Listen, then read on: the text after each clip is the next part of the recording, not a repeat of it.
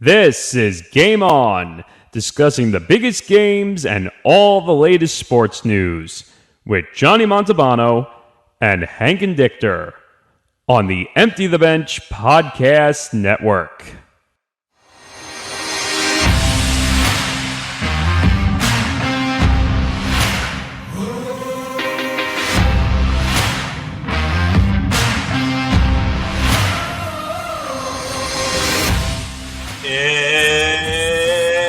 It's showtime, folks. It's episode 32 of Game On here on the Empty the Bench Podcast Network. I'm Johnny Montalbano. That's Hank Indictor. Hank, good to see you. How you doing? I'm doing pretty well. Another pretty interesting week of New York sports. And, hey, didn't have to worry about the Giants losing. Can't lose the bye, although they kind of did take losses. We'll talk about that later. That is one of the many things that we are going to get to over the course of the episode here today. And, you know, Hank, I know I'm going to sound like a broken record when I say this, but it is incredible how many times we've done this show and how crazy our shows have been. What I mean crazy is how much stuff we have to talk about. And this week is no exception. In fact, we are going to have all four major sports in the discussion over the show, and also college football, which I know we usually do in our Monty moments, but we have to talk about this past weekend, which was just absolutely incredible. And it's definitely going to shape up the college football playoff picture and the college football season as we come down the stretch of that. So a lot to get to over the course of the episode. And of course, folks, we want to hear from you as well. So please feel free to follow our social media accounts. We're on Facebook, Twitter, and Instagram. Facebook and Twitter at Game On ETB. We're on Instagram at GameOn_ETB. And our personal handles are there scrolling across the bottom of your screen. And of course, subscribe to our YouTube channel at ETB Network so you know when our content is going to be out there. And of course, you know, we've got Game On episode 32 now. We've got our Monty moment coming up later in the week on Thursday. Of course, our NFL picks on Friday. And we're going to get to the week 9 recap. And Hank, I mean, if you look at our records this week, I mean, this was just absolutely, I think weird is the best way to say, because we had 3 pushes among our picks this week. It was another 500 week for me. So we'll go through all those games. And again, we got a lot to get to. We've got, you know, the latest with Kyrie Irving. We've got a pretty significant story in hockey, which I did not even know about until Monday. So, and Hank, I give you a big hat tip to you on that, because you're the one that brought this up to me. So we will definitely discuss on that regarding the Boston Bruins. We're going to get to, obviously, the college football. We've got a lot to get to. We've got a lot of baseball, which is where we'll get things going with. And the offseason is already underway and is already crazy. But we have to discuss the World Series. And that's where we lead things off with here today, as the Houston Astros have done it, folks. They beat the Philadelphia Phillies in 6 to win the 2022 World Series. I don't think really much of a surprise, because the Astros came in to the season as one of the favorites to win it all. And it was a great storyline going into the series. You know, the Astros being that, you know, favorite team to win it all. When I mean favorite, I mean record-wise and, you know, roster-wise. But the Philadelphia Phillies were one of the better stories in the league. 87 wins in the regular season, getting into the playoffs, getting past the Cardinals, getting past the Padres, getting past the Braves even too, to get to the World Series, and really giving the Astros, for the most part, a challenge, because this series did feature it all. It featured power. It featured pitching. It featured defense, offense, all that kind of stuff. So, Hank, when you look at this whole series in general, and we'll break down each game, and we'll go through the moments of the series, but overall, your thoughts about this entire series and the Astros winning it all? So, Johnny, correct me if I'm wrong, but I think you and I pretty much hit our prediction right on the nose. I, for sure, definitely had the Astros winning that World Series in 6 games. And, you know, I made a brief video about this on the Review and Preview Sports channel, which you can definitely check out if you want to give that a subscribe. Sorry for the mini shameless plug there. That's but quite all right. But I'm going to say this once again.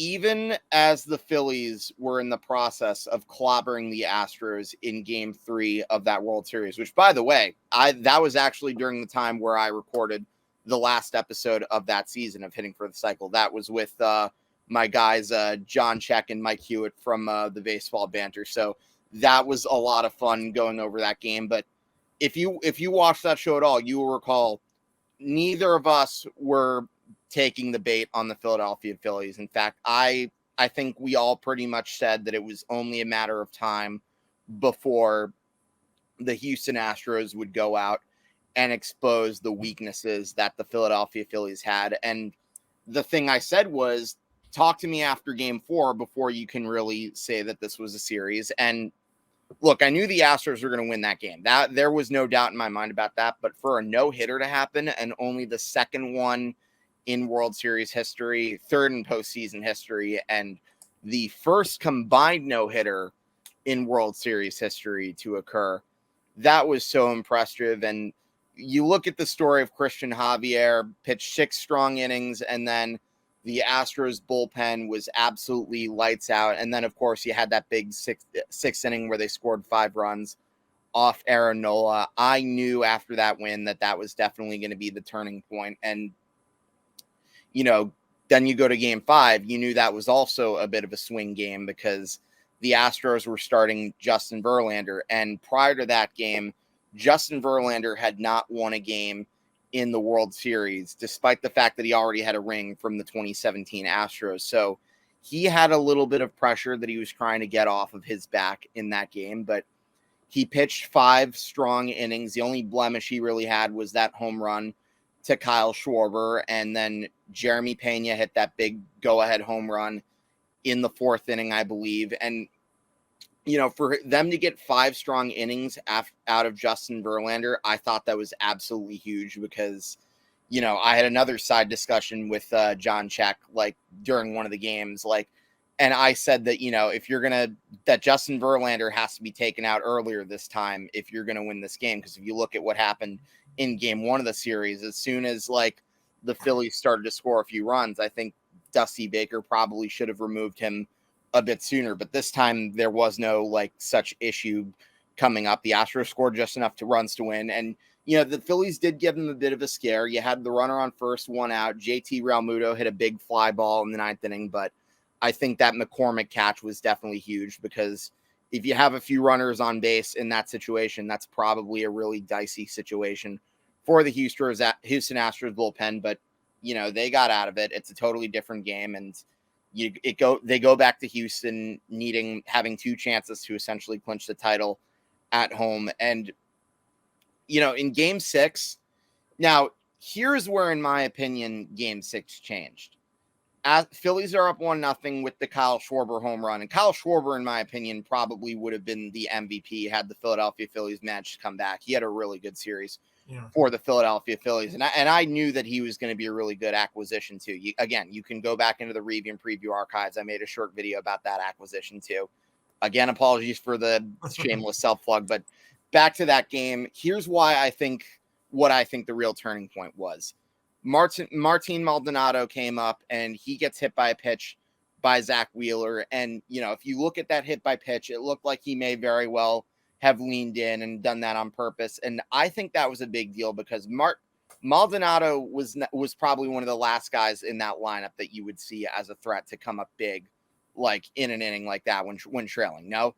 So he gets hit. And then the next guy up is Jeremy Pena, and Pena gets the single that puts runners at the corners. And I think if either one of those guys are out, I don't know if Alvarado comes in to face Yordan Alvarez. And in my opinion, I still probably would have left Zach Wheeler in because he only had 70 pitches, but you made the change because, that's just the way baseball managers are. You rely on third time through the order and all the analytical stuff. And so it meant that you had to take out your ace, which I didn't really like because in my honest opinion, Zach Wheeler was the best pitcher in the Philadelphia Phillies rotation. I thought they should have tried riding him and letting him get it out of that situation on their own. But nonetheless, Yordan Alvarez hits a bomb off of Alvarado and it right into dead center field too. That's a typical home run that older Yankee fans might remember seeing Dave Winfield hit, and Yankee fans of our generation probably are used to Judge hitting on a daily basis. So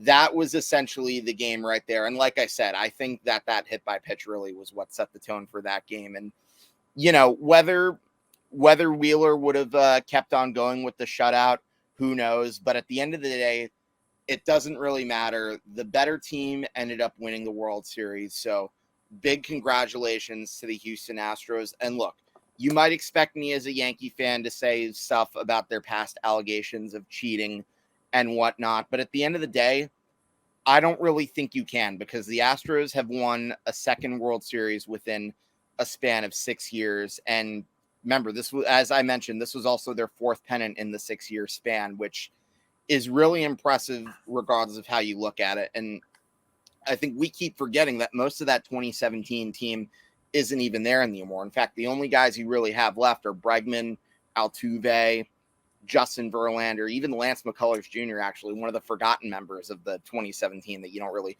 talk about. And of course, Yuli Gurriel. And even when Gurriel got injured, like, it really didn't matter. The Astros just never skipped a beat. They had little to no flaws. They were absolutely like deep 1 through 9 in the order, and pitching rotation. They can throw out any guy, and even if one guy has a bad day, they can go out throwing a no-hitter at you the next day. And as far as their bullpen goes, if any starter gets in trouble, they can have any one of those guys getting out of there and just like putting down the fire.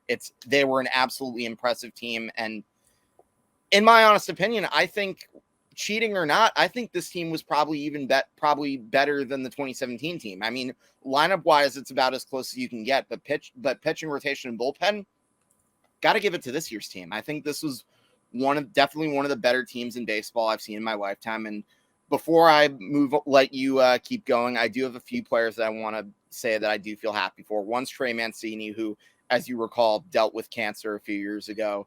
He not only survived that battle, he had a good bounce back season for the Orioles, gets traded to the Houston Astros at the deadline. Now he has a ring.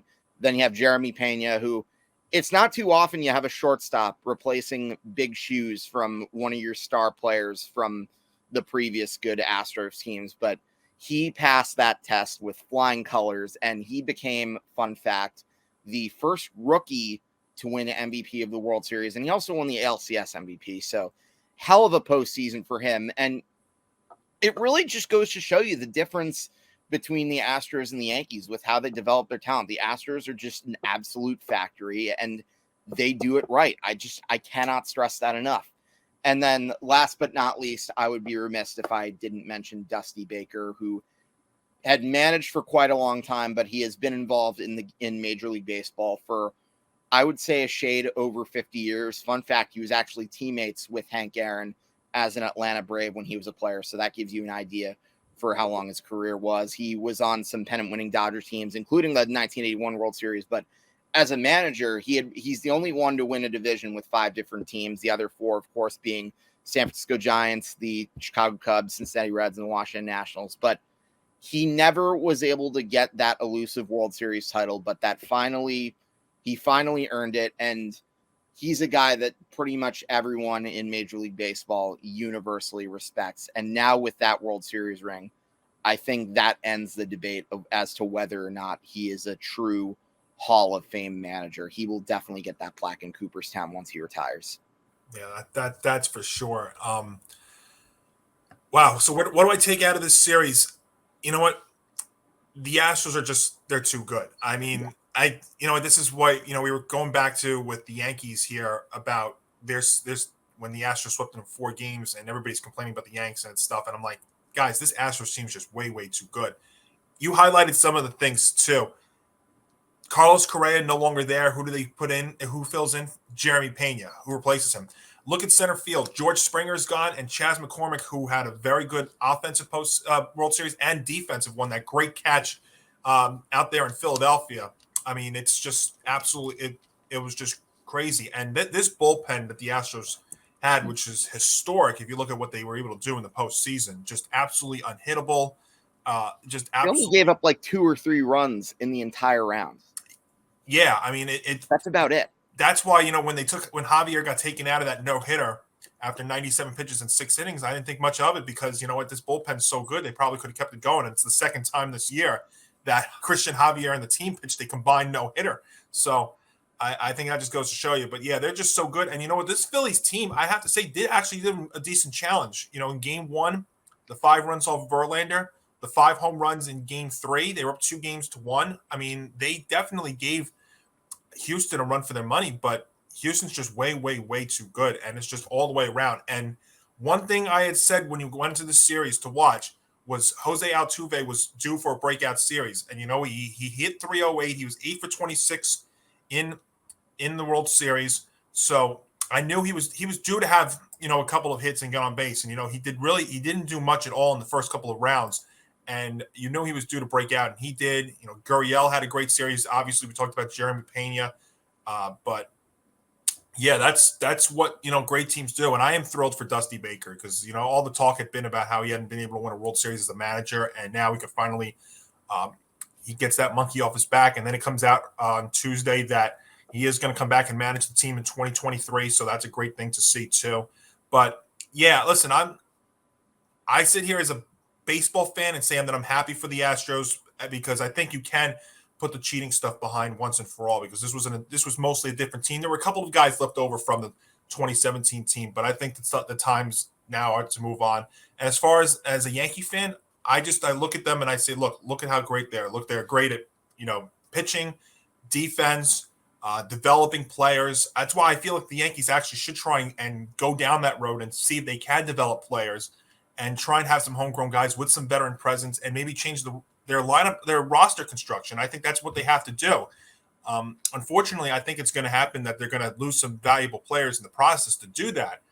But yeah, I mean, it really is an amazing job there by the Houston Astros, and that you just got to tip your cap to them. And you tip your cap to the Phillies too because they came out of really nowhere until about the last month and a half of the regular season, got in to that expanded playoff with 87 wins and were able to really surprise a lot of people and beat the defending champion Braves, defeat the Cardinals the way they did too with that wild card round with game 1 6 runs off that Cardinal bullpen, get past the Padres and the way they did it too. That team is not that far off if you think about it. They have power. Their pitching actually was better than a lot of people had thought. I mean, we knew about Wheeler. We knew about Nola. That bullpen was a bit of a concern, but that bullpen actually pitched all right. And, yeah, I mean, there's not much else you can really add to it. I mean, they did very, very well. I mean, you have to give them a lot of credit, too. Rob Thompson, who was thrown into a very, very tough spot after Girardi got fired, and he was able to turn the team around and get them into the playoffs. And you know what? Like we've said in baseball, like we say in hockey, like we say in football, really, get in and you've got a shot. And that's what they're able to do. So the Astros win. And look, I mean, it's not a dynasty, but consistent success for the Astros. Their 4th World Series in 6 years.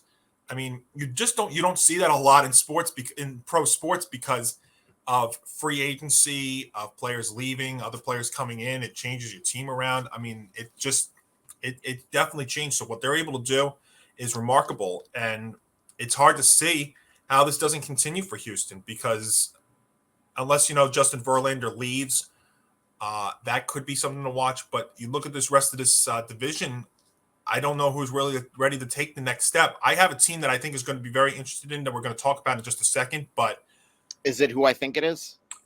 It's somebody that you have mentioned before. It could be one of two teams. I'm guessing it's either the Seattle Mariners or the Texas Rangers. Yes. Yep.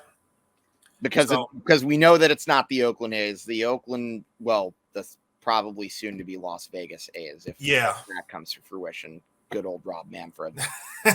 And there we go. I'm sorry. I know. I have more I could say about that situation, but trust me, I really think he's screwing up something by potentially letting him go to Vegas. Yeah. I mean, unfortunately, I think that's inevitable. I think, not to get off on a tangent, but I think sooner rather than later, you're going to see a pro team from all 4 major sports in Vegas eventually. I mean, you've got 2 already, and now you've got 2 to go. I don't think it's that far off. But, I mean, just to wrap up this baseball season, just an incredible job there by the Houston Astros, what they were able to do, and we'll see. Enjoy now they've been celebrating, I know, but it's just been a remarkable ride. And again, hat tip to the Phillies for giving them a challenge and playing unbelievable down the stretch to get in and really make what was really, for as much as we've criticized Major League Baseball and we've criticized the postseason, it actually was a very, very enjoyable postseason. Maybe not as a Yankee fan, but as a baseball fan, it was very, very enjoyable. But congratulations to the Houston Astros on winning the World Series. But Hank, you know what that means? That means it's hot stove season, and it has already started in some ways. I know really doesn't really kick in for a couple of days here, but you've already had some very, very big news already in free agency. And number one, from the New York Mets perspective, how about this that came out? Bob Nightingale had it first, but it's now being reported around that the Mets and closer Edwin Diaz, 5 years and $102 million. And who would have ever thought that you would have said that about a year or two ago when the Mets first had Diaz, and even as recent as last year.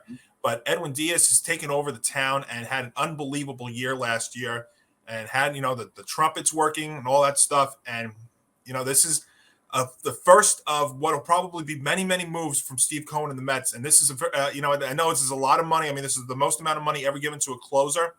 But the Mets made sure that they're going to have to make some decisions here this offseason, and they've already solved the closer number one, as they've agreed with Diaz 5 years, $102 million. Hank. This, in my opinion, is a good example of a damned if you do, damned if you don't moment. And don't get me wrong, I think he earned a lot of money. He pretty much earned as much every penny on this deal as he could based on the year that he had last year, because the Mets bullpen, really mostly because of him, was absolutely locked down during the season, and it's why they pretty much won so many games and probably should have even won the division. But that's a tangent that I'm saving for another day. But Edwin Diaz had probably a historic year, and I'm sure he probably got a few random first place Cy Young votes out there in that award discussion. But nonetheless, good for him that he earned that money. However, do I think it's going to last the whole 5 years? I can't say that for sure. And the reason I say that is because, as great as closers are, 98 mile per hour fastballs do not stay that way for a long period of time. And as I often say, most closers tend to have a certain period where they decline because, their arms are overused. They throw so much on a near nightly basis. So I do worry for their sake that contract could become very, very ugly. And to think that that's a contract that Mariano Rivera has never seen in his major league career, I think that's a little bit alarming too. But with that being said, I think it's good for the Mets in the sense that they have at least solved one area that probably would have been a hole if they didn't address it. Well, I totally agree. And that's why I think this is a great start for them, because they definitely have some areas of need to address, but this is definitely one they had to do. And at least now you've got your closer set. Your other bullpen pieces are going to probably get shuffled around here, but any closer, any team's bullpen, varies from year to year to year. So we also don't have to worry about the rumors of him going to a rival team such as the Atlanta Braves. So there's that. Yeah, that's true too. But I like this as a start for the Mets here, because we all know that there's going to be a lot of question marks. If their outfield's going to look different, if their rotation's going to look different. But I think this was a very, very good start. Now, speaking of the Mets rotation, this is where things start becoming very, very interesting.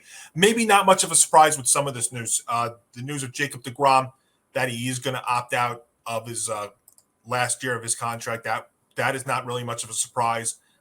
Taijuan Walker also decided to opt out, so he's a free agent. Chris Bassett just and it was announced that he declined his $19 million option. So that's 3/5 of the Mets rotation that is going to be enter the free agency mark when free agency opens up on Thursday. But you look at some of these other names, and this is where the offseason is going to be fun, because we all remember last year after baseball was able to fix this to end the lockout, was we had that free agent frenzy right at that start of that short period between the lockout ending and spring training.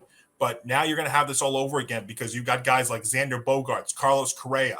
We know Jacob deGrom, Carlos Rodon, Nelson Cruz, Zach Davies, Jerison Profar, Robert Suarez, Taijuan Walker, Anthony Rizzo, Chris Bassett also in free agency mix. So there's already several big name players that are going to hit the free agent list here, Hank, and it's going to create for a very, very fun off season here. And those are, again, like I said, those are just some of the names that decided to opt out of their current deals. But, just keeping it on the Mets for a second here, it was good to see them shore up Diaz, but now this rotation, which is going to be a very, very critical thing, because I don't think the Mets really have the depth that they thought they did in terms of the rotation. Because let's give you the worst case scenario. deGrom, Bassett, and Walker all opt out. You go into next season with Scherzer, number one, David Peterson, Tyler McGill. Mm-hmm. I mean, that's not that deep of a rotation. So you look at these guys, I think it's very critical that you got to get one of those three, at least one or two of those three back. Now, I don't think Bassett's coming back. Taijuan Walker is 50-50. And Jacob deGrom, I got to tell you, I'm not sold on him coming back to the Mets next year. He can say all he wants about how much he wants to stay here and stuff like that. I think there's going to be a team that's going to make a big push for him. The Atlanta Braves have been rumored. But, Hank, that team and I know you've said it, I know I've said it, I think a couple of other people said it too.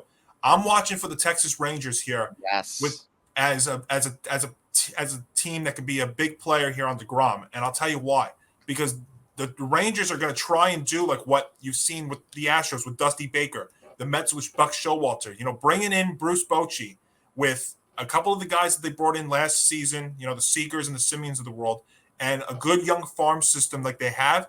I think the Texas Rangers, they get Jacob deGrom, all of a sudden now become very, very interesting team to watch in the AL West. Because, like you said, the A's not really making that move. The Angels are Ohtani and Trout and nobody else. As long as Artie Moreno still owns that team, I have no faith in them whatsoever. Yeah, and the news also coming down this week that the Angels are not going to be trading Ohtani with that 1 year and $30 million that he's got. Idiots. I think the Rangers can absolutely be in play for deGrom, and I think they can absolutely be a team that could, right now, as a team to watch going into a team to watch next season.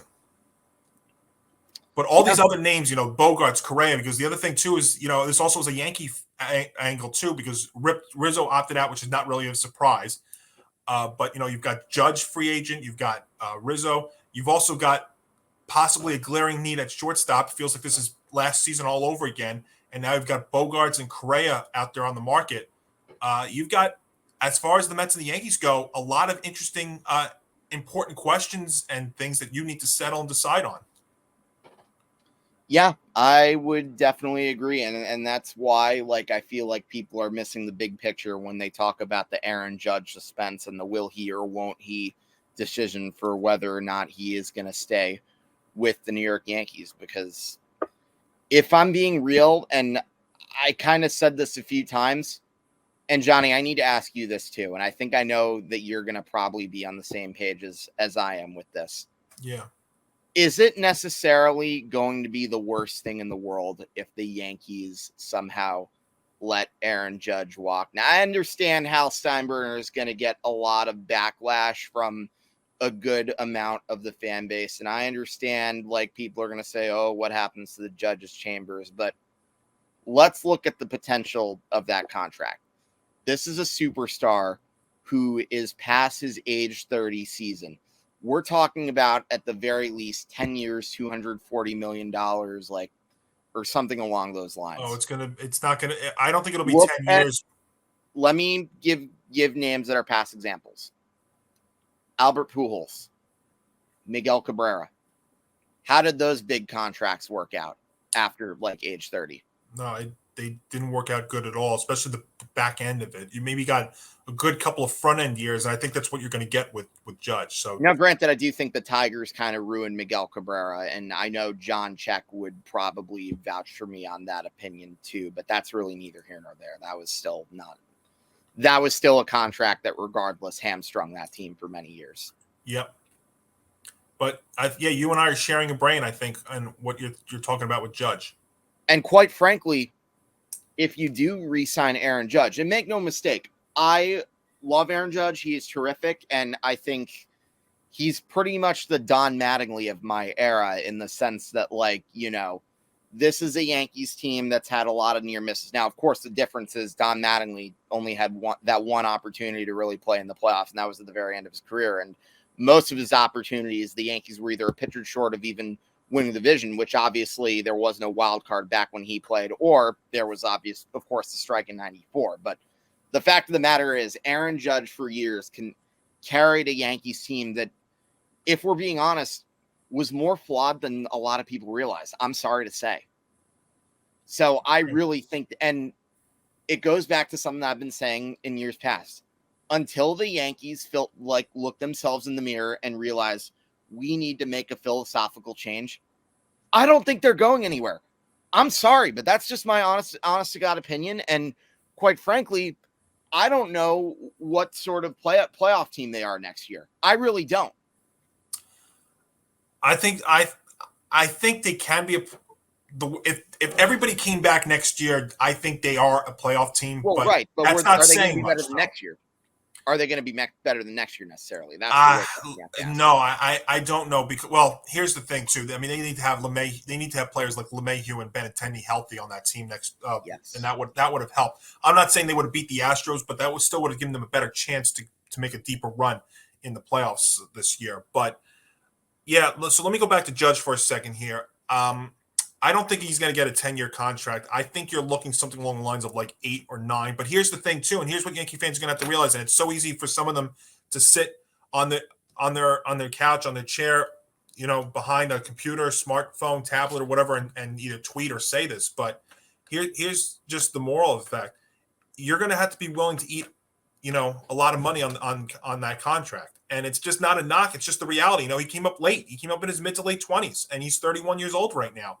And he's already turned down a 7-year, $213 million extension, which would have been 8 for $230, which would have taken him to his age 39 season. Now, how many of those 8 years can you possibly think that you're going to get, the prime out of him?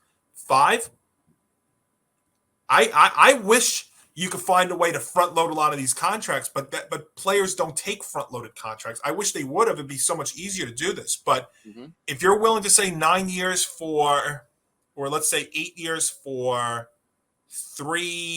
at least 320. I mean, you're talking probably 40 million per, because I mean he's coming off a 62 home run season. I mean that's it's going to warrant almost 40 million, at least $40 million a year, and money. And look, Yankee fans, again, you're going to just have to bear with the reality of this. Money's a deal now, because you know what? And I get if you want to say why is money a deal when they gave all the money to Donaldson, when they traded and got all the money for Donaldson. I understand that, but you know what? Money is a big deal right now because you've got a lot of money invested in, unfortunately, Donaldson for next year. You got a lot of money invested in Cole for several more years, Stanton for a few more years. It's just unless they're willing to break the bank for Judge and be willing to sacrifice a lot of money, because the back end of that contract is going to be something that you're going to have to deal with, then I don't know. But I think there's still going to be a team that's going to go a 9th year with him. And I hate to say this, I don't know business-wise if you can do that. Yeah. I wish there could be a way you can get him for a 7-year contract, but they're telling you that you can't, unless you're going to tell me, let me say 7 years for, I'm trying to do the math in my head right now, 740, 28. You want to say 7 years for $290 million? And I'll tell you right now, he's not going to take that. He's going to want that 8th or 9th year. Yep. Oh. And I also see there's a question: would the Mets embarrass the Yankees and make massive up? No, see, why does this have to be a Met-Yankee thing? And I know Met fans I know I've heard that from Yankee fans. I've heard that from Met fans too. First of all, the Mets need more than just Aaron Judge next year. I mean, I think Brandon Nimmo. I'll tell you right now, you want to make a trade, you can go get Aaron Judge and the Mets. And again, I'm not trying to make this a Met-Yankee thing, but if you want to, for fits and stuff, the Mets want Judge. Then if the Yanks, I want Nimmo. Because Brandon, you know what? Brandon Nimmo on the Yankees would be a nice fit, because you know what? He's a left-hander. He's a guy that gets on base. I know he doesn't provide a lot of power, but you know what? The Yankees, the one thing you've noticed these last couple of years is they don't have guys that get on base. They actually were doing that with LeMahieu and Benintendi, and guess what happened in the last 2 months of the year? They were both injured and missed it. So that's why I'll tell you right now, I'm looking at this as a Yankee fan. I'm looking at these names, right? And I'm going to say that. I'm going to say this last year, and I know I got taken heat. I'm going to say it again. Xander Bogaerts and Carlos Correa are off my list for the Yankees. I'm focusing on Judge. I'm focusing on pitching. I'm focusing on contact guys. Like, you know what? I'm bringing back Andrew Benintendi next year. And I know you're going to hate to say this, but you know who my starting first baseman on the Yankees is going to be next year? LeMahieu. Because I think one of the young kids is going to be shortstop. I think Torres, unless you want to trade him and get Pablo Lopez, I think he's there at second base. I think Rizzo's gone. I think Rizzo's going back to Chicago. I really do. I think he's going back to the Cubs. I think he's always wanted to be there. And I don't know if the Yankees are willing to dish out that amount of money with Rizzo too. The Yankees are in for some very, very interesting and a very, very interesting and important offseason too, because, I mean, you saw the things from Hal saying that, you know, Aaron Boone's going to be back next year. And the end of season press conference that they had last week, Hank, was very, very uninspiring. You know, and here's the thing too, you know, I'm trying not to go off here, but I don't want to make an end of the season press conference mean something, but you have Brian Cashman up there who technically right now doesn't even have a contract with the Yankees for next season, up there taking questions. And where's Steinbrenner? Why is he not there to take questions and stuff? And then you have a guy who technically does not have a contract right now defending one of the worst moves that this team made last season and bringing in Josh Donaldson, and he's out there defending it. You mean the Gary Sanchez tax? That's what I call the thing too. Yankee fans have to understand too. You know what? Yankee fans were so desperate that they wanted to get rid of Gary Sanchez that you took somebody worse than him on the team to get rid of him. To get rid of Sanchez, you took somebody on that was worse. I'm trying to think of a certain analogy that maybe a certain Knicks world would use on another show, but I feel like it would involve having one bad disease, but then realizing it was cured and yet you have something worse. I got to tell you, I look at this offseason for both of these teams, for both New York teams.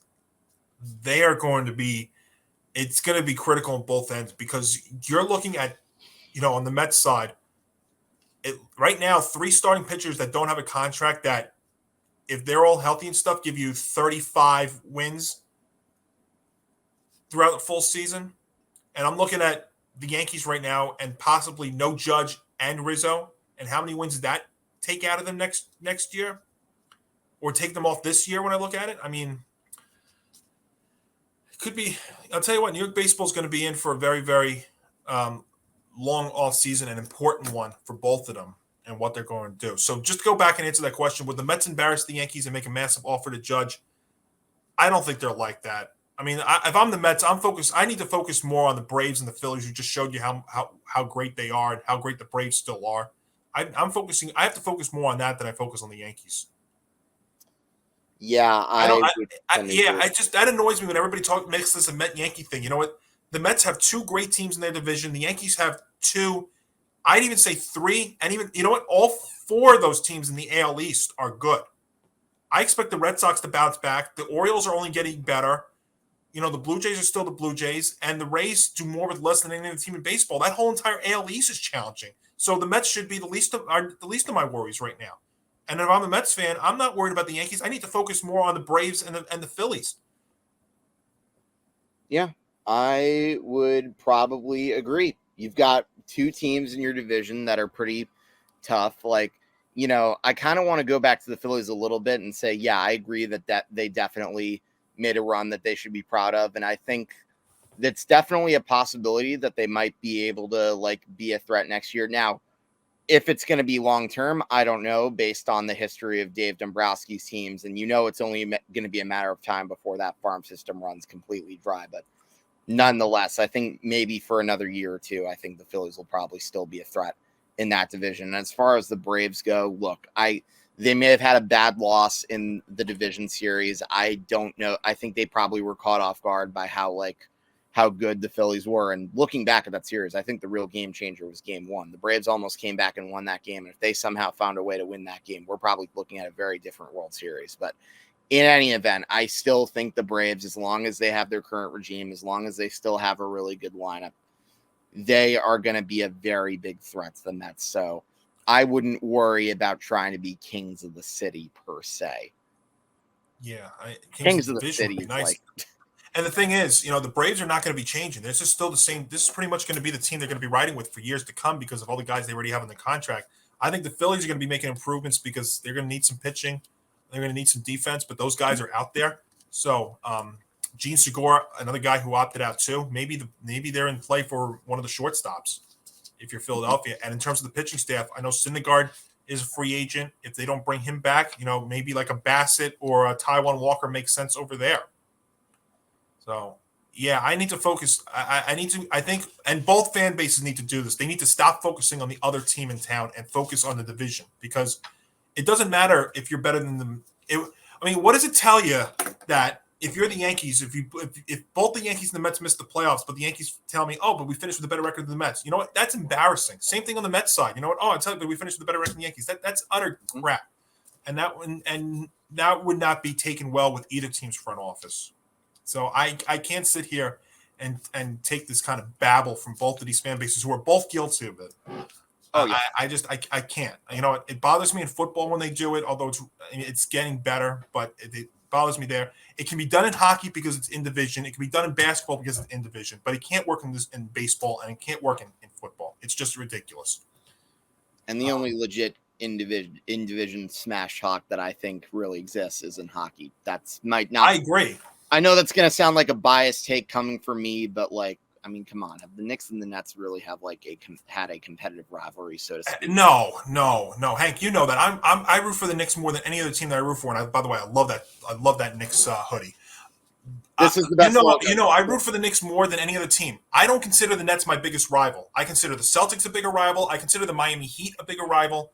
I don't consider the Brooklyn Nets the biggest rival. Even the Indiana Pacers have a bit of a rivalry with the Knicks. Absolutely. Yeah. Come on. I mean, it's absurd. I mean, the 76ers to me, Philadelphia is more of a rival. And by the way, the city of Philadelphia, geez, I'm jealous about how good they are in all four major teams. I have to be honest. I mean, it is a little bit of jealousy, but that's all in division rivalry, so that's okay. But with the exception of a certain hockey team that I think will eventually have a falling moment under. I tell you right now, John Tortorella in Philadelphia makes them a team that's going to be. They're better, but I don't think they're I don't know that they're this good this early.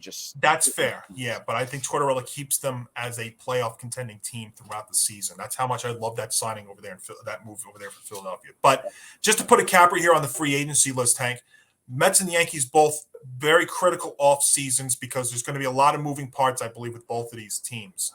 And we'll find out. But already the free agency list is off to a fast start, and the real free agent period has not even really gotten underway. So the baseball offseason, while we have a ton of issues with it on the field, off the field with this kind of stuff, this is going to be a lot of fun. And we will obviously keep you updated throughout the offseason here on Game On. Well, speaking of games, this past weekend was full of upsets, full of craziness, whatever you want to use. And we had it on college football Saturday. We had it on NFL Sunday. But, Hank, this past Saturday in the college football world was one that was absolutely incredible.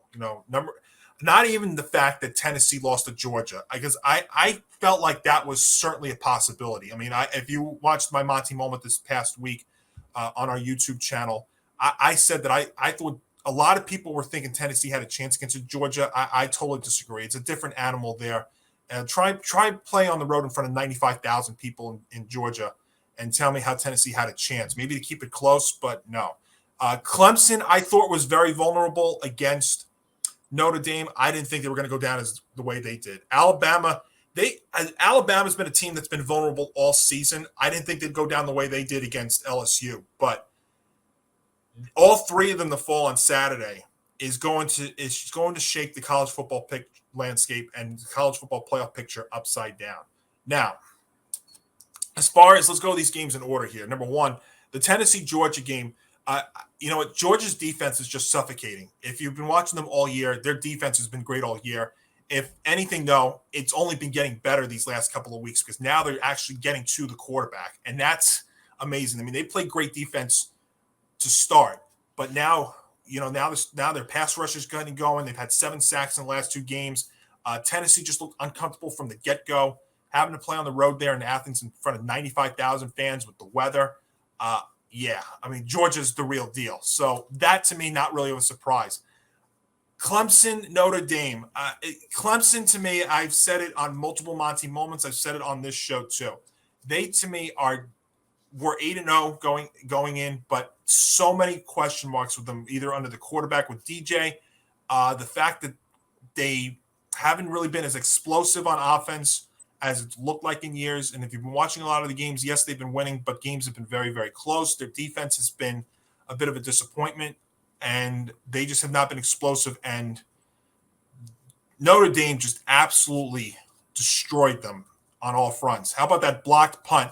The one area that's been consistent for Notre Dame this year has been their special teams, and they showed that. They had a pick six, a DJ. Their offense, they were able to run all over them. Incredible win for Notre Dame. And I say this as a Notre Dame fan. I'm so proud of them, but at the same time, you look at it and it was like, damn, if they could only beat Marshall and Stanford where they would be right now. Notre Dame would be a college football playoff team today if they beat Stanford and Notre Dame, and Stanford and Marshall. But at the same time, we know they had to make a transition. And I think now you very quietly, they won 5 in a row here. I think Marcus Freeman and them, they've actually gotten it going. They finally hit the right quarterback on the center there. Their special teams have been great. Notre Dame's actually, they're finishing up the season very, very proud. It's just disappointing that that start against those two bad teams. And Alabama.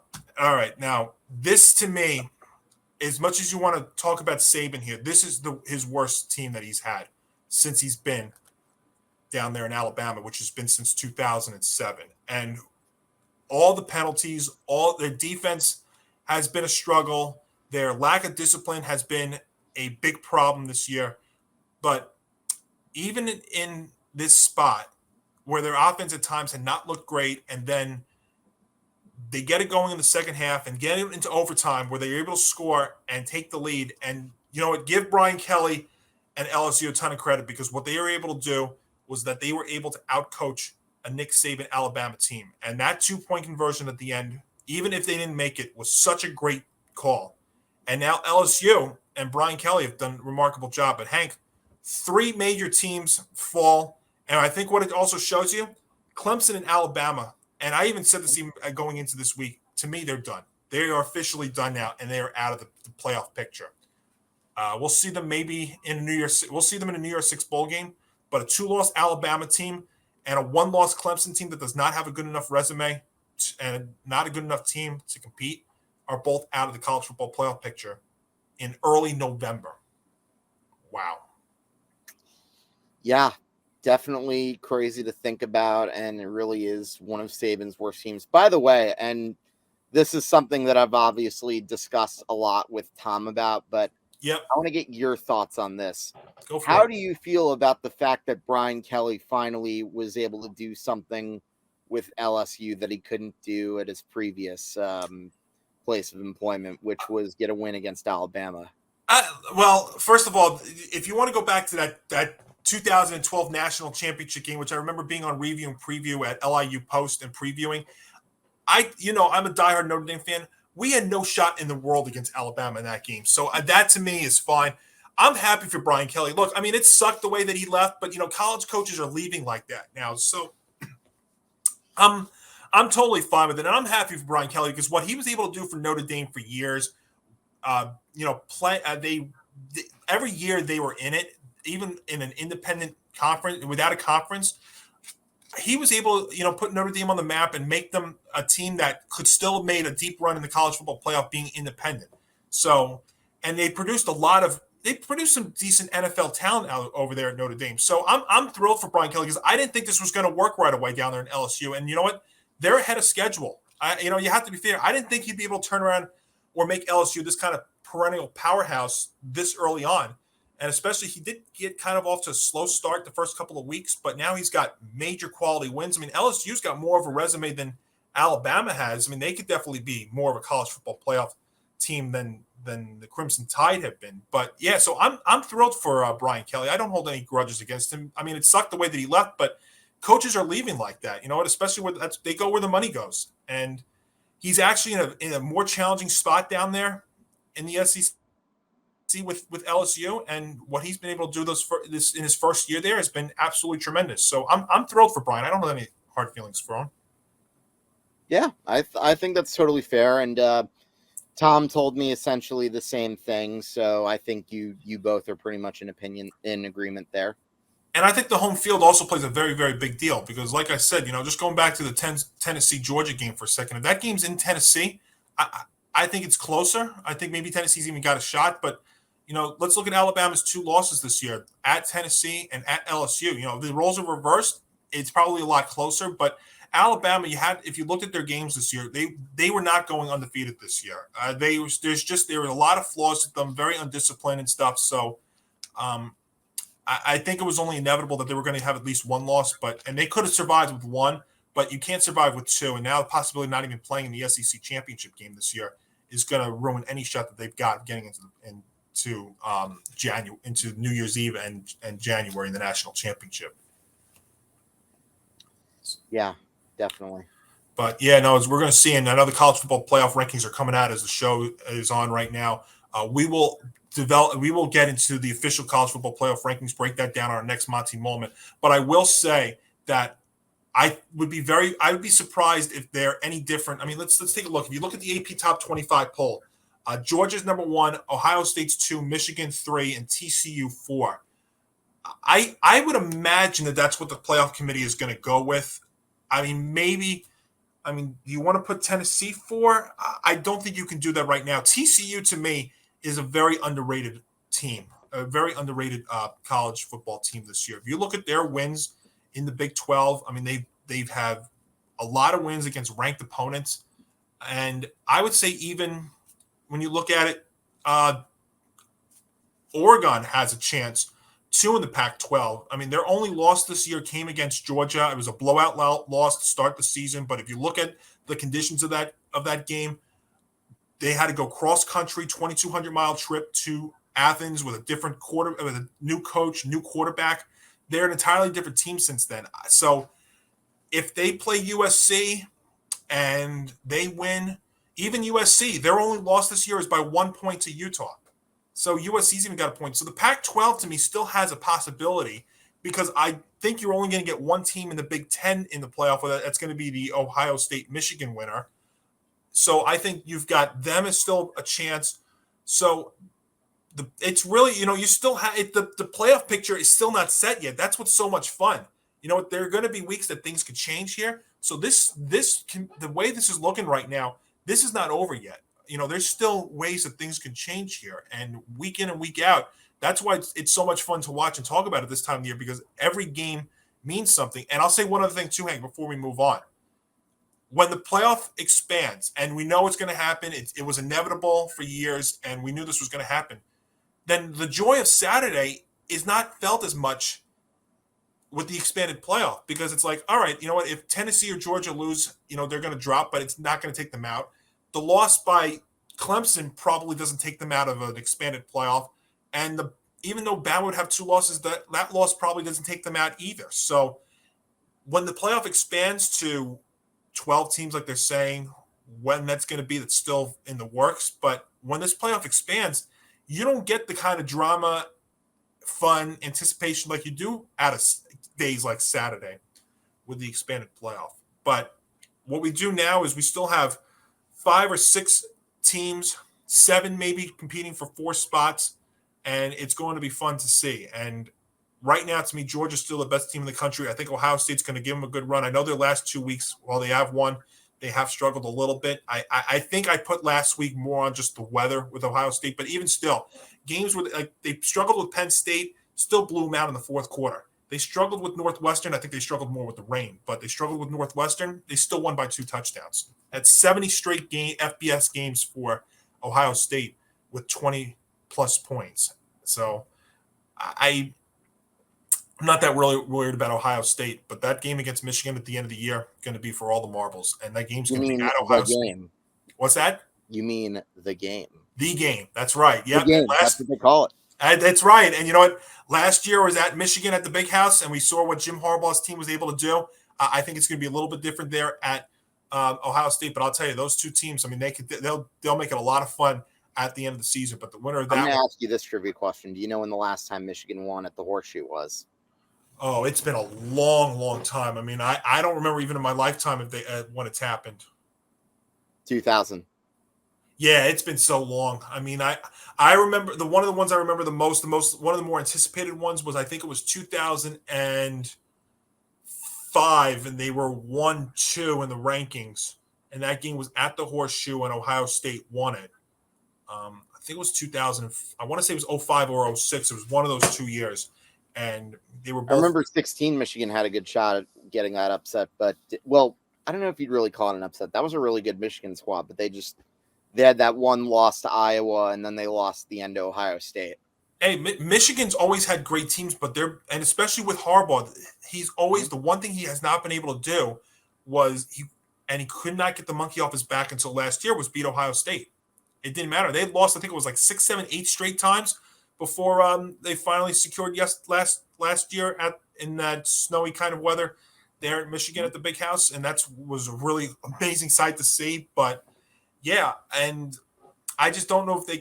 I mean, they're good too. That game at the end of the year is going to be a lot of fun. Of course, we'll talk a lot more here and on the Monty Moment as we make our way down the stretch. But yeah, just an unbelievable college Saturday. And now with only about a month of games left to go, and then you start getting into the conference championships, then you get into bowl season, and then before you know it, Hank, New Year's Eve, you got those 2 semifinals. You got the national championship game on January 10th, and then it's a season, another year in the books. And this year, so much that we don't really know about, where unlike in years past, you do know. So we'll keep you updated on the whole college football playoff picture as we come down the stretch of the season. Well, those 3 games were not the only upsets that we had in the world of football this past weekend. As we get to the Week 9 recap of the National Football League, and Hank, again, I'm going to sound like a broken record when I tell you this. I cannot figure out this league for the life of me.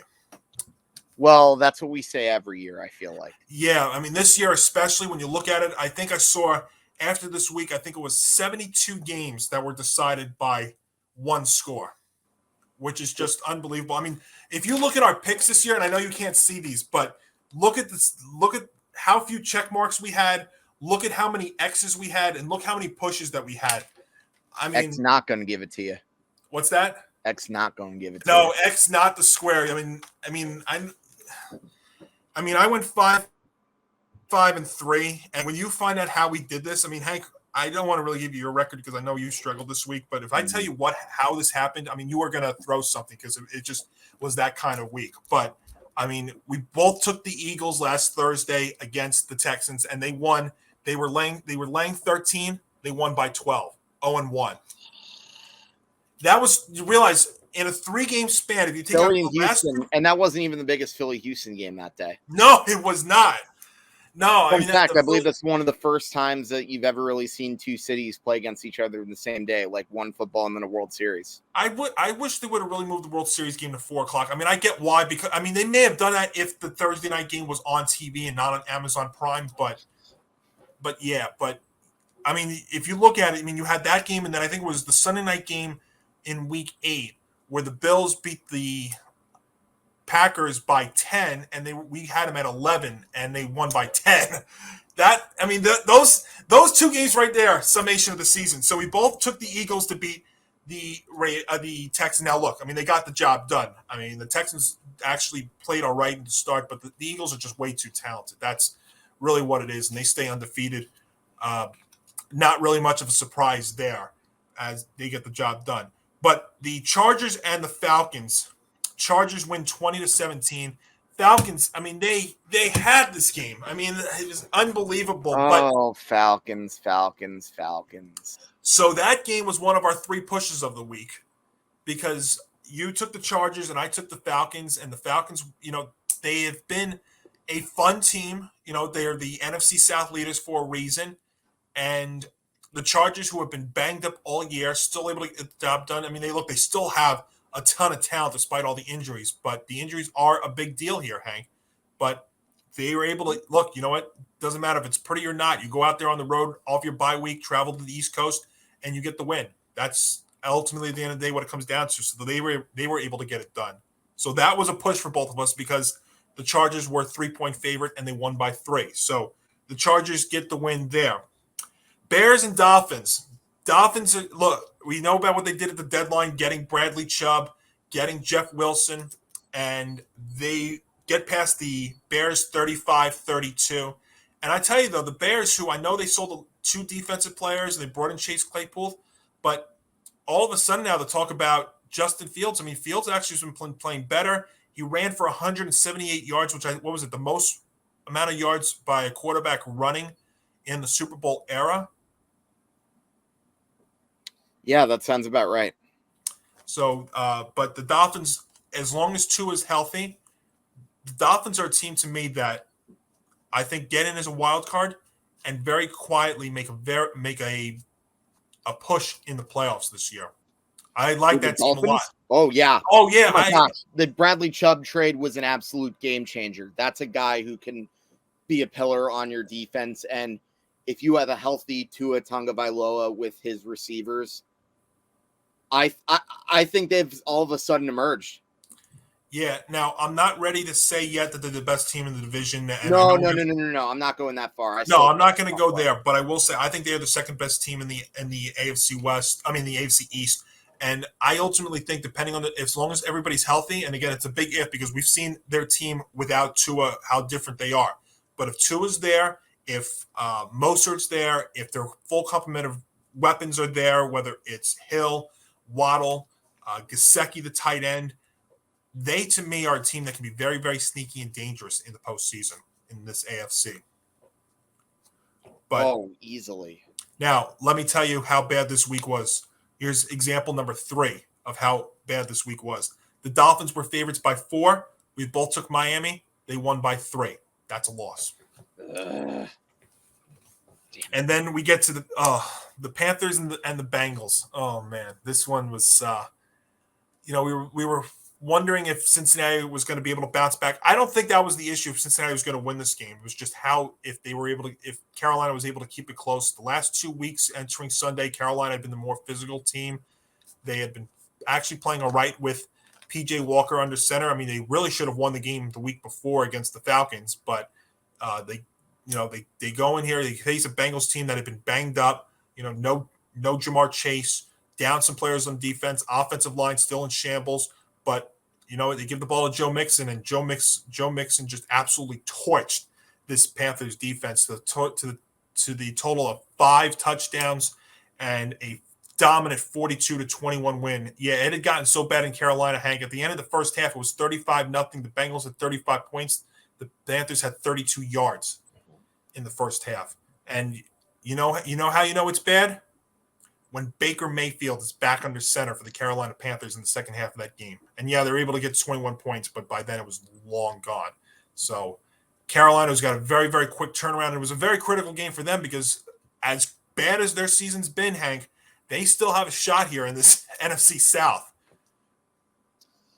Yeah, man, the NFC South. Who remember the saying, who wants it more, like that the NFL used when teams like won divisions? And I think really the opposite should be asked about that division, because the Buccaneers somehow are back in the mix, all because they were able to get I think now I can say vintage Tom Brady, because at this point he's kind of looked like a shadow of himself.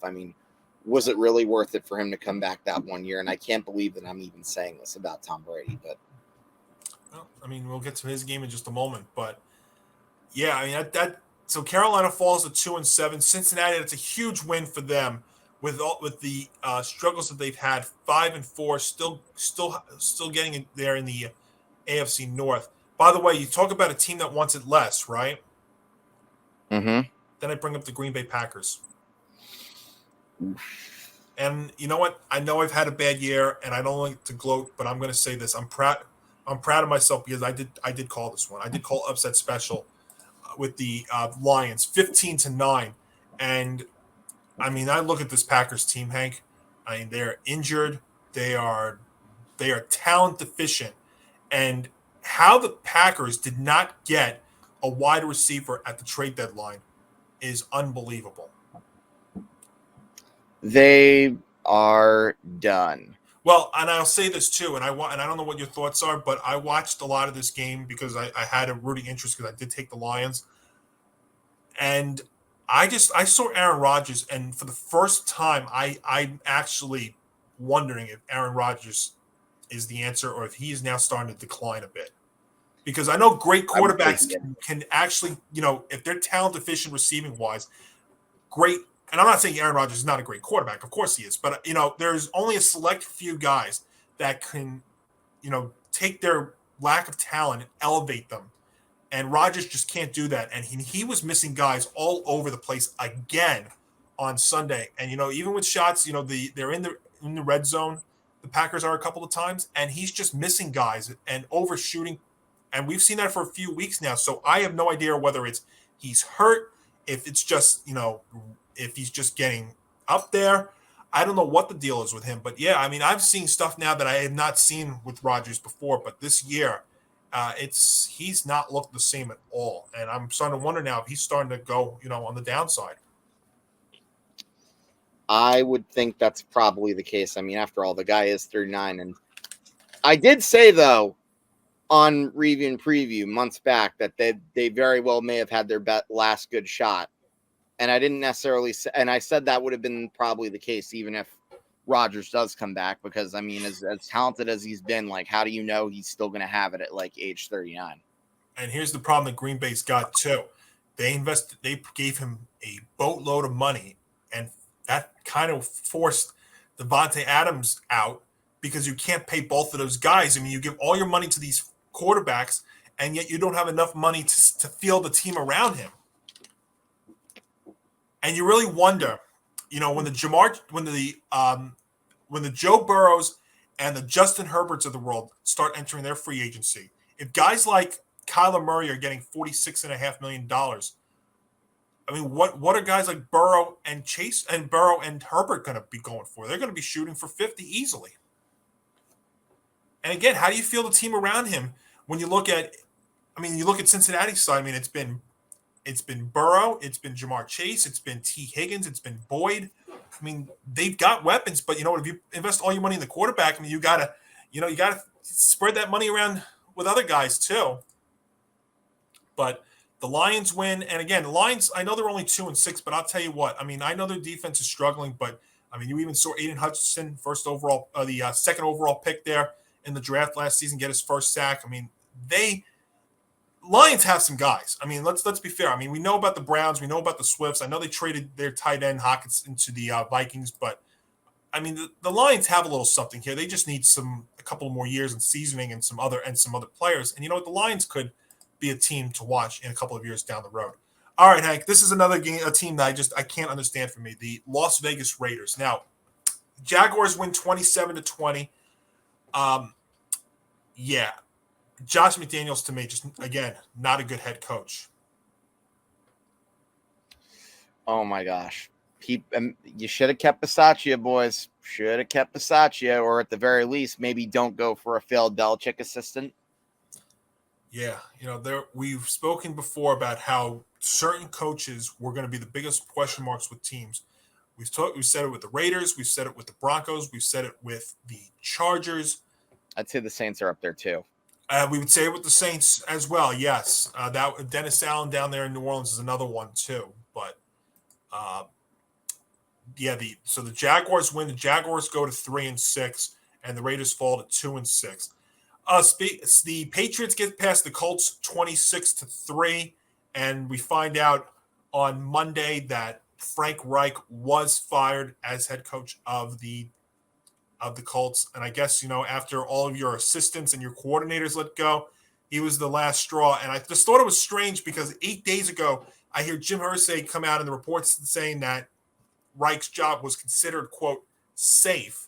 And 8 days later, he gets fired. And this is with a Colts team that benched Matt Ryan, that Jonathan Taylor has been in and out of the lineup the entire season. He has not been the explosive back that the Colts had last season. But Patriots win. They go to 5-4.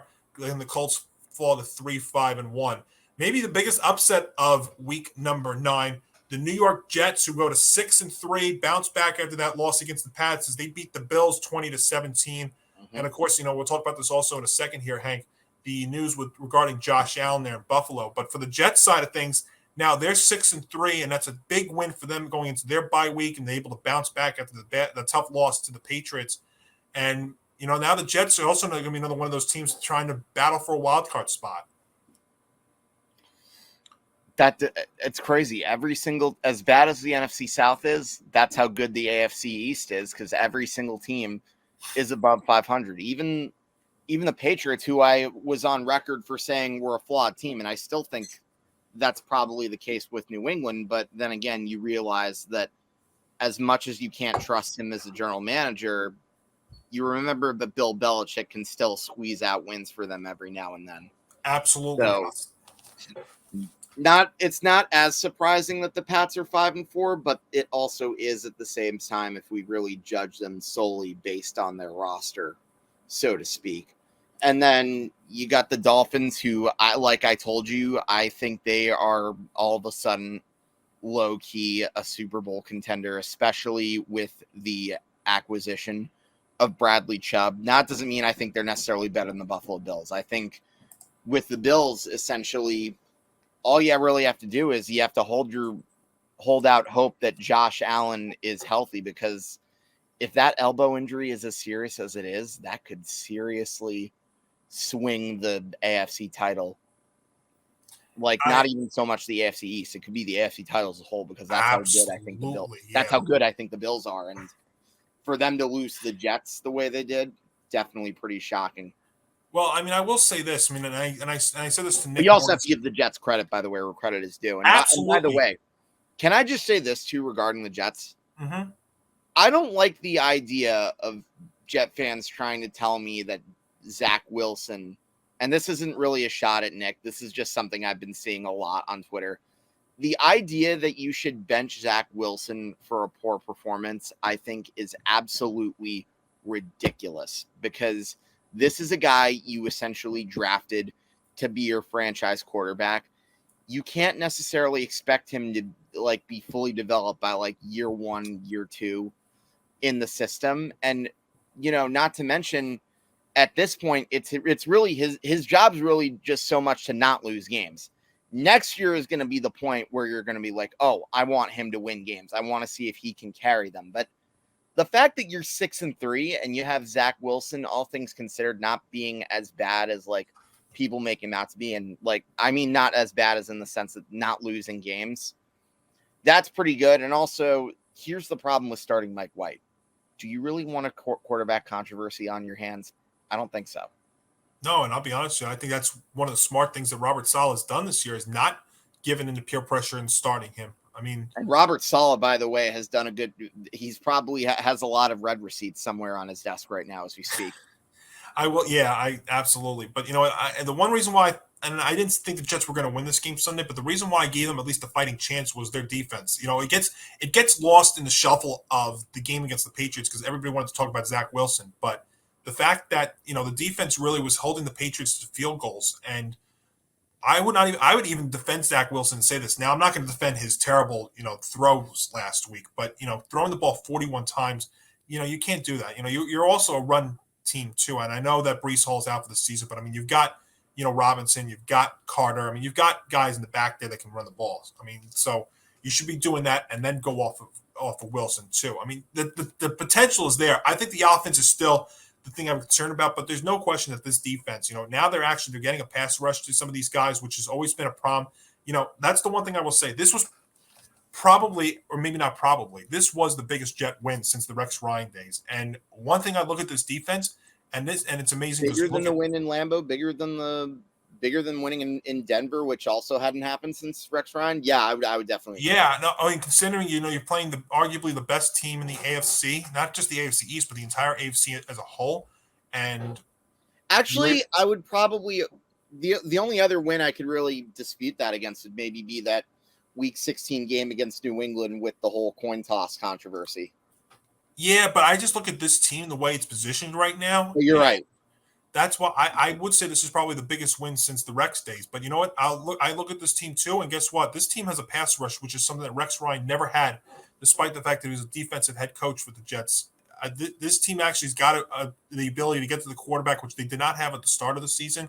And that ultimately can give you a chance to win games here. And I think their bye week's coming at a good time to rest up, because you look at the second half of the schedule, they do have some challenging opponents still coming up. They have some favorable matchups too, but they also do have some decent challenges. You still got to play the Patriots again, who always give the Jets fits. You have the Bills up there in Buffalo. You got to go to Seattle. You got to go to Miami. That game at Week 18 could be huge for both teams. And I know you've got the Lions set, but the Lions can score. You have the Vikings, which I don't think is that favorable. I mean, you have the Bears, which I think is a favorable matchup, but you've got some good challenging opponents this year for the Jets second half of the year. But the one thing they did show you on Sunday is they can compete with just about anybody as long as that defense gives them a chance. And I think Zach Wilson can do just enough to make the Jets a shot at a playoff team there for the Jets. So they get the win against Buffalo. Again, I think that's their biggest win since the Rex days. The Vikings get past the Commanders 20-17 on after a very, very busy week from Washington side, which we'll get to in just a couple of moments. But the Vikings, I should say, who were down by 10 in the fourth quarter at one point, 17-7, rally to win, even with Kirk Cousins having to miss a play because of an injury. That was very, very scary. But Hank, now the Vikings are 7-1, and they have a 4-game lead over New England. But the other thing to remember is they have a tiebreaker, so it's really like 5. It's 4+ if you look at it now halfway through the season, and only a handful of teams have ever had this big of a lead through 9 weeks. And the Vikings, they were down by 10. Terrible throw from Taylor Heineke in this game helped Minnesota come back and win. So Minnesota now is 7-1 as they enter the second half of the season. Yeah, Minnesota. I think we knew that Minnesota would be a really good and improved team, but to have like a landslide lead over the NFC North, not necessarily, but I think it's funny. Like Tom convinced me all year long. I'm talking about Scavetta, obviously not our fellow Empty the Bench member Albano.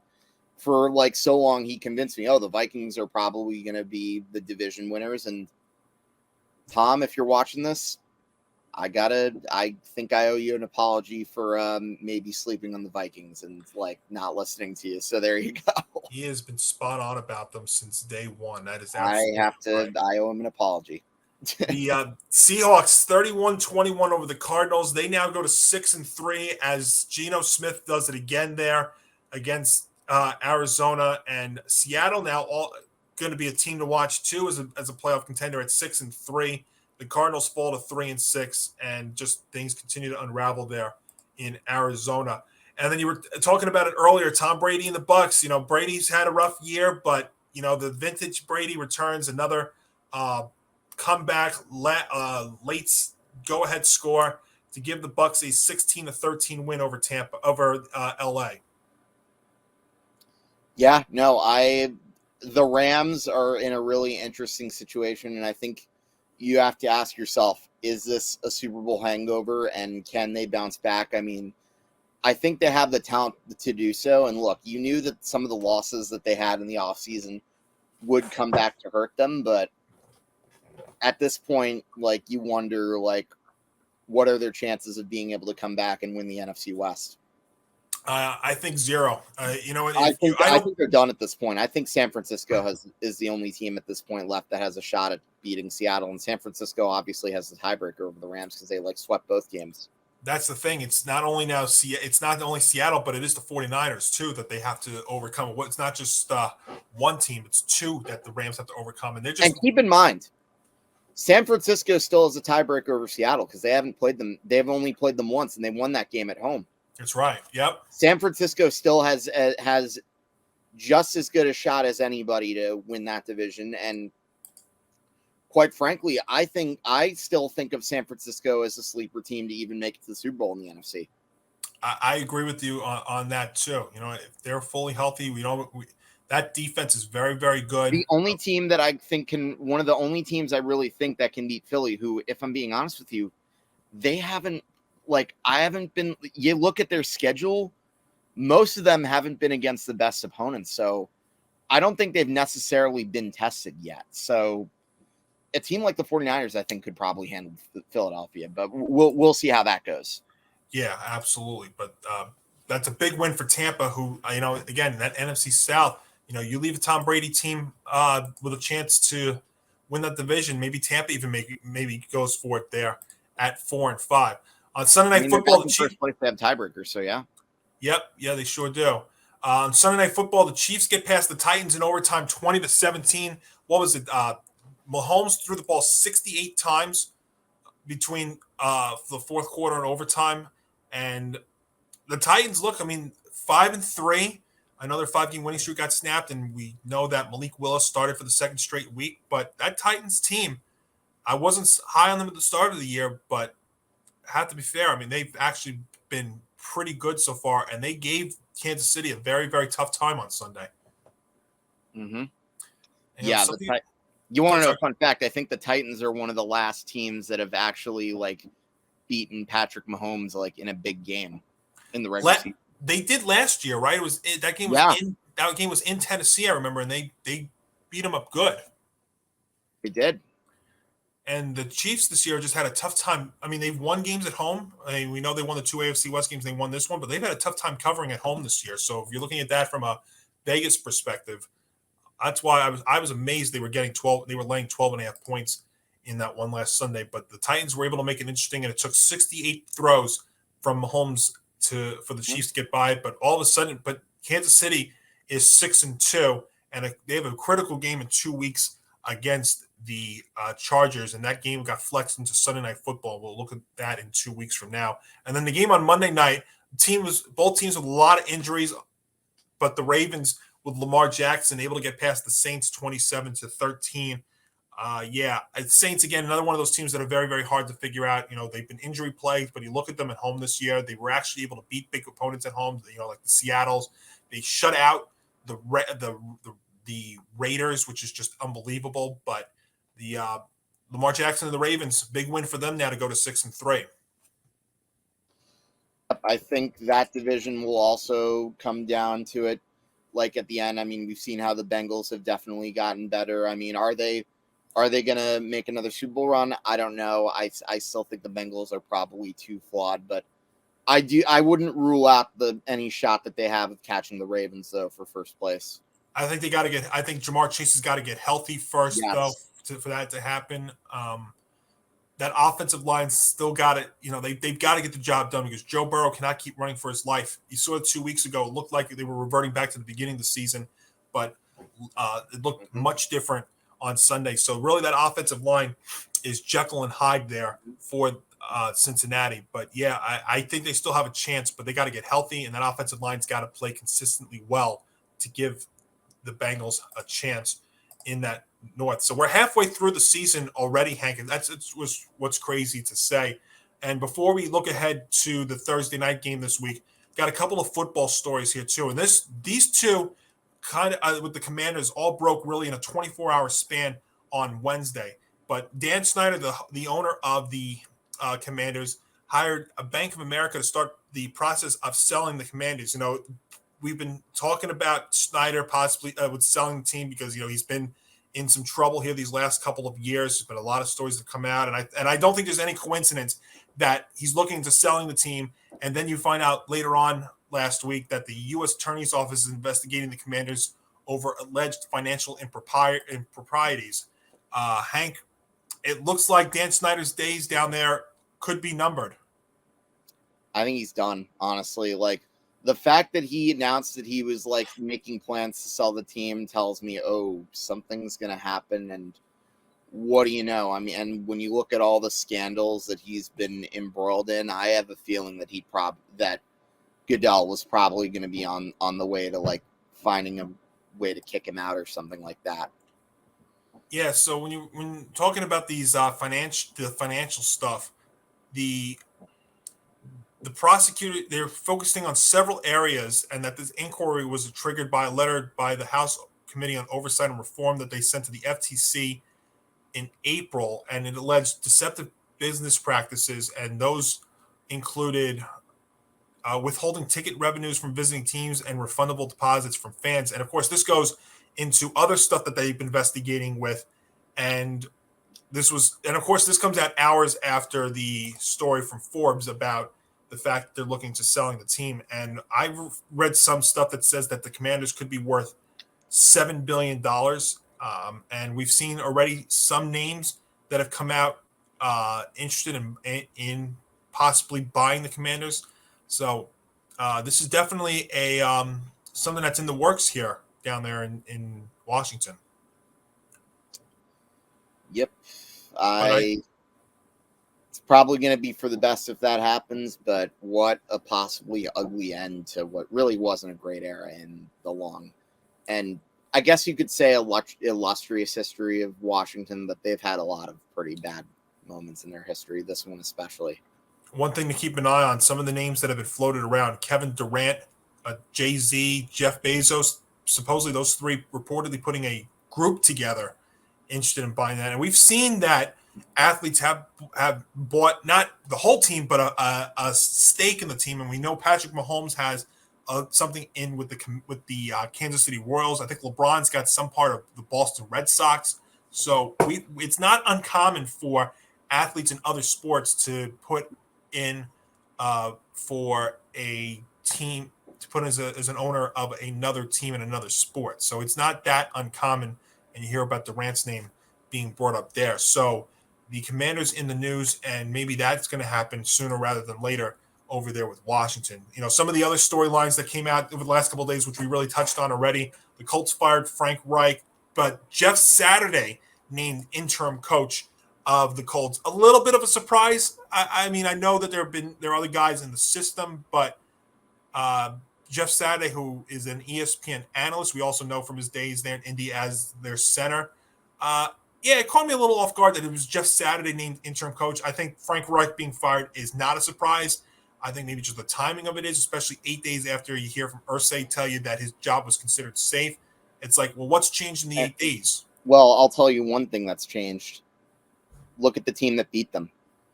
This is a team that has been involved in a very bitter rivalry with the Colts, and that is none other than the New England Patriots. I mean, look, Deflategate, you had the whole Josh McDaniels thing. Are we really that surprised? And, look, I'm going to be honest. I'm not going to say this was an undeserved firing, so to speak. I mean, Frank Reich was a decent coach for the Colts during his time that he was there. I mean, he led them to the playoffs that first year. But if you look at some of the play calling he's had this season, good Lord, why would you try to give the ball to a tight end on a sweep on 3rd and 1, and then on the next play you have an option where you have to make the running back go 7 yards and then get tackled a yard short when you could have just given it to your running back straight up. That was pretty bad. And then I told you about the time where they kicked the field goal that was 50 something yards and they should have just gone for it on 4th down. So that those calls in itself were a disaster, but I don't think Frank Reich isn't even the main problem with the Colts. And again, I think he probably was going to lose his job. I think this is a case of him losing his expiration date, so to speak. Although I do want to tell you a fun fact. During Frank Reich's tenure, since the start of Frank Reich's tenure, he has had the same exact record as Mike Tomlin.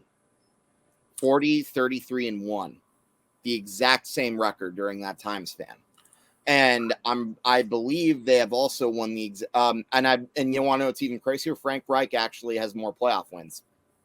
Yeah, well, I mean, the division's not that as good as the AFC North is, so I could absolutely see him getting into the playoffs probably more often and having. I think at the end of the day, I also think who you replace him with was kind of a surprise. I mean, you had Gus Bradley and John Fox who were on your coaching staff, and they've had experience, but you instead go for a guy who has no experience whatsoever, at least and if we're talking about football coaching wise, and you bring in Jeff Saturday because he's a legend who's won you a Super Bowl ring.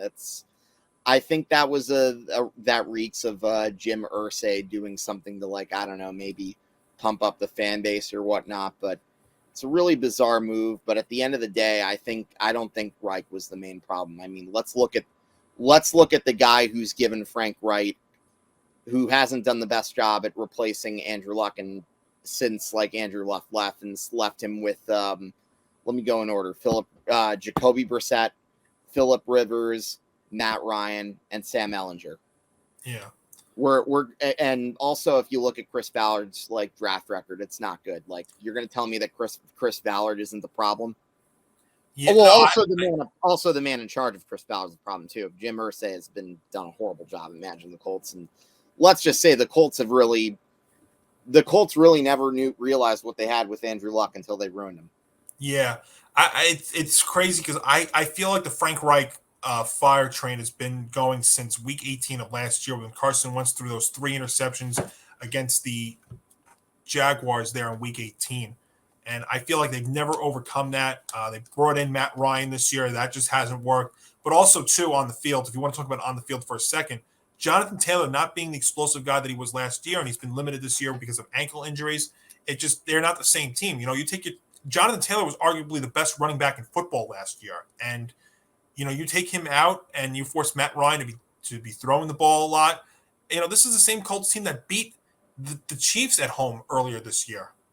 So it's just funny how that all works. But, yeah, it just seemed like the Frank Reich fire train's been going for a long, long time. I know I brought it up on this show a lot, and it finally came to a head on Monday. And as far as Jeff Saturday goes, look, I think this is just more of like trying to, like you said, trying to rile up the fan base. Because if you are trying to win this division and make a playoff spot, why wouldn't you go with the guys that you had on the team, like the Gus Bradleys or the John Foxes of the world? And instead, you now bring in a Saturday who I know is a fan favorite, but he's got no coaching experience above high school. And high school football is not NFL football. I'm sorry. And with the talent level that's on this team, if Jonathan Taylor continues to miss games, I don't care who's coaching the team. They're not going to overcome all of this. So I don't really know what the thought is behind it. But, I'll give us a Ranger reference. It's like if the Rangers would be firing their head coach and telling me they're going to replace him with like Messier or Adam Graves or something. It would be kind of strange. So expected to have 30-year-old pass game specialist and assistant coach quarterbacks Park Frazier serve as the offensive play caller starting. Yeah, some news about the Colts, but that but then again, why Saturday brought in as an interim coach then? If you're gonna have somebody else be calling the plays and stuff like that, I don't know. I don't know what they're doing over there in Indy. As somebody who took them to win the division this year, I don't know what the heck they're doing. But I think also just boils down to stuff like that too. You know what? If the top running back in the league last year can't play because his ankle problems, then that's a big deal, and especially in a division that you don't need much to get going. Let's be fair. Derrick Henry's been for the most part healthy there in Tennessee, and it's helped out Ryan Tannehill, and their defense has been pretty good, and the Titans have been able to get the job done so far. So sometimes it comes down to the very simple things, Hank. But yeah, see how Jeff Saturday does this week, and you know what? You didn't give him a bad opponent in the Las Vegas Raiders, who have a whole host of problems themselves. This coming up this Sunday, and then of course the big news also from Monday, and we spoke about it when we recapped last week, was Josh Allen, and so they're calling it right now a UCL. Now it looks like it's a sprained one, but still, anytime you hear UCL, I don't care if it's pitcher, I don't care if it's a starting quarterback, you immediately get scared, and he's going to be limited in practice this week. We don't know what his status is going to be yet for this weekend, but this is Hank. You cannot underestimate how big of a deal this can be. The alarms are going off. I know. When I saw this post from Chris Mortensen over on ESPN on Monday, I quote tweeted with the alarms, and you can only imagine our buddies over at Empty the Bench that sound effect because Hank, this totally if Josh Allen's going to miss, dare I say the entire season, this is a conference altering injury, because then all of a sudden to me the Kansas City Chiefs and the Los Angeles Chargers become the favorites. Because right now, the way, if you're looking at it, if Allen, and I'm giving you the worst case scenario here, we don't know if this is going to be a lengthy injury or not. But remember, the Bills have the tiebreaker against the Chiefs this year because they won the head-to-head matchup. I mean, if they hold up with the best record, it has to go through Buffalo. But I mean, it's such a big drop off when you go from Josh Allen to possibly Case Keenum, and you're going to need the Minneapolis Miracle up there in Buffalo with Keenan to Diggs, to Stephon Diggs. It's Diggs, yeah, sideline, yes, touchdown. the Joe Buck call, the Paul Allen call back there in Minnesota. You're going to need a Minneapolis Miracle up there in Buffalo if this is going to be any length of time. I mean, you said it. This is a conference-altering injury if he's going to be out for any length of time. Yeah, I would definitely have to agree with that. And he's one of the better quarterbacks in the league. I mean, I still think they'd win games. Don't get me wrong, because you look at the team around him, it's pretty solid. I agree with you. I mean, I think their defense can still make them win games, but I mean, I'm actually just going to pull their schedule here real quick. So let's say he misses a couple of games here. I mean, they play. Speaking of Minnesota Miracle, they play Minnesota in Week 10. They play Cleveland Week 11. Then they're at Detroit and at New England before they play the Jets again. I mean, the schedule is favorable enough that, you know, if he was going to be out any length of time, they might be able to overcome it. The defense might be able to keep him in. But this is definitely a conference-altering thing if this ends up being a very lengthy injury. You know, UCL injuries, I mean, sprained ones are usually – I think I saw something from one of the doctors say that if this was a baseball thing, you'd be talking about 4 weeks. And so if that was 4, that would be Minnesota, Cleveland, at Detroit, at New England. Yeah, that's survivable. That's survivable. It's doable. But again, you know, this ends up being the rest of the season. That's going to be a tough spot in the playoffs. So right now, his status as of Tuesday from Chris Mortensen is uncertain against the Vikings. But yeah, watching that in real time, I mean, it definitely was freaky. But I mean, it's still a favorable schedule. And again, I don't think during the season it affects them. But if this ends up being a very lengthy injury, it ends up being something you worry about definitely in the postseason. That's for sure. But I mean, Case Keenum is all right. I mean, it's a big drop off. Don't get me wrong, and that defense is still good enough. But it's definitely going to change the perception there in the AFC for sure. I think they could still win the division. I still think they could be all right. But you start heading to the playoffs and making a deep run if this is going to be long, it ends up changing things dramatically there for sure. Well, Hank, we just like that. We transition to Week 10. I mean, is that incredible or what? Week 10 of the National Football League here in the month of November, the month decision in the NFL. And it is a huge NFC South matchup between the Atlanta Falcons, the NFC South leading Atlanta Falcons, and the Carolina Panthers. Yes, this is not a mistake, folks. This is the second time in 3 weeks that these two teams will be playing each other, this time in Carolina with Al, Kirk, and Kaylee there on NFL on Amazon Prime. And Hank, it's a 3-point favorite for the Falcons. I'm going to go with the Falcons to win this thing here. I think they're just a team that's like overall better. They've had more heart, and I don't trust Carolina. That's all I got to say.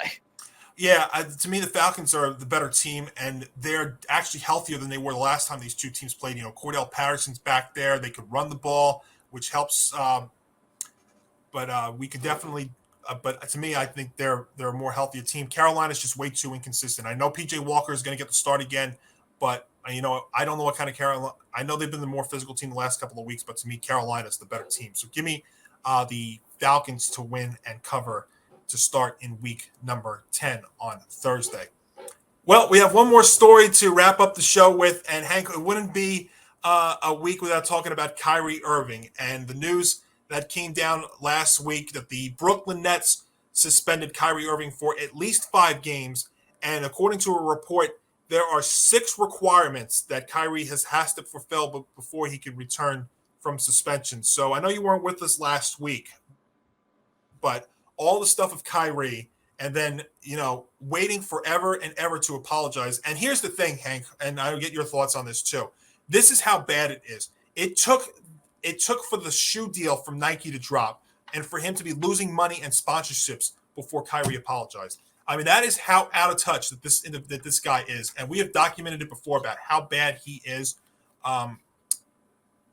He is just so lost. And also, this again is a spot where it's the team that is taking the lead in this. This is not the NBA. This is not Adam Silver. This is the organization that has to take the lead on a player in this kind of situation. So I give kudos to the Nets for doing this. I know they were in a very, very tough spot, but Kyrie gets suspended at least 5 games and now has to meet several requirements before he can return from suspension. I mean, Hank, this is just a very bad thing all the way around, but what do you think? I think that it's just again, what does Nick always say on that other show that he does? It's all about money. And what a surprise. He gets suspended, and who knows if he's even going to fulfill those 6 requirements, but it's again something that I've been saying for a long time. Either he finds trouble or trouble finds him. There's always something with him. Yeah, by the way, real quick, the 6 requirements that Kyrie's got to fulfill, according to Shams: apologize and condemn the film he promoted, make a $500,000 donation to anti-hate clauses, complete sensitivity training, complete anti-Semitism training, meet with the ADL and Jewish leaders, and then meet with team owner Joe Tsai to demonstrate an understanding of the situation. We'll have to see if he does all of that. But this is just, it's a mess all the way around. And, with the whole thing in general, it was just, it's a mess. That's simply what it comes down to. But this unfortunately, since Kyrie has become a net, is just typical Kyrie. He skips out on the team. He goes AWOL for 2 weeks. He decides when go down to the bubble, he doesn't participate in the bubble. We see about the situations last year, including in the playoffs when he's flipping the bird to the fans. Yeah, this is just a mess. And you know what? You knew that Kyrie's going to be involved. So you decided to bring him back for $36 million this year. You wouldn't think it would be at the start of the season, but here we are. Yep. So we'll see. But kudos to the Nets. Here's how I leave it, folks. Kudos to the Nets for taking the lead on this, and shame on the NBA for once again being behind the times in a situation like this. And I know that Adam Silver is going to meet with Kyrie in the coming weeks. It's too late. You know what? The NBA needed to take the lead on this, because this was just absolutely gross. And for those that want to talk about all the good that Kyrie does, look, there are good things that he does, but come on, you can't defend a situation like this. And yeah, this is just, you can't defend it. That's what it comes down to. But again, good job by the Nets, bad job by the NBA. And that, folks, is a wrap on on another episode here of Game On. So real quick, just to give you our rundown for this week. Of course, we'll have our Monty moment on the latest college football playoff rankings that'll drop on Thursday this week. And of course, our NFL Week 10 picks will drop on Friday like they always do. And then we're right back at it again next week for another episode of Game On. So Hank, good to see you. Always a pleasure. Glad to be back. Folks. And so for Hank Indictor, I'm Johnny Montalbano. We'll see you later on in the week for more. And then right back here for episode 33 of Game On next week.